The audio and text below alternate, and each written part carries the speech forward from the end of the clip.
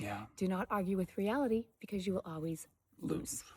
But the last thing I think we wanted to talk about. This is special. You need to listen, people. This is special. I think this is for guys out there, especially. My bad. That was me. Oh. Okay. We'll have to fix that in editing. Sit back and listen because this is powerful. Okay, I came out. So my lovely Kendra was outside, and I just came outside, and I just. What you're gonna get, even in these videos, you can see that sometimes I just get kind of emotional. But you have these roller coasters up and down, and I felt good after today. You know, it still was spiritual, was raw, but I just remember coming out to her, and I just felt,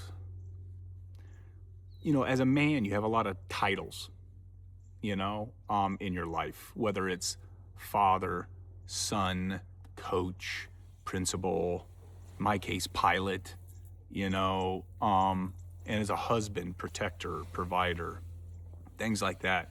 And I just felt like a lot of my titles were being stripped away, you know, pilot, you know, my job, gone.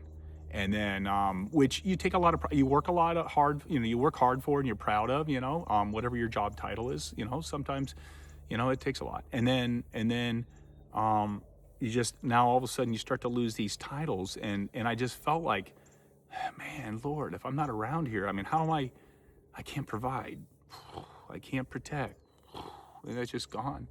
And then I just said, you know, I still have the two most important titles, you know, and that is my father's son.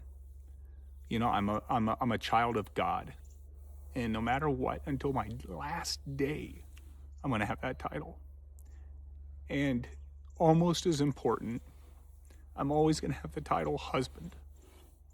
You know, maybe I'll struggle to provide, maybe I'll struggle to protect. Maybe I won't have the title of my job titles anymore, but those are the two that I need. And those are the two that all I need. I mean, I'd be remiss if I didn't say, of course, son to my parents and father to my children. Those are just right up there too. And even if I were to pass from this earth, I will still be father to my children and brother to my sisters and son to my parents. But I just, in that moment, I just said, no matter what this disease does, it can't take away the fact that I'm a child of God and that I'm a husband. And, you know, and so you have to find out, even if some of those titles that you thought were important get stripped away, you realize what's really important. And that's what it is, right here and right up there. And so the disease can take some things, but it can't take everything. And so that's where we are. And so we're on this journey, right? You are such a beautiful person. No. You know why I love him, right? I love her.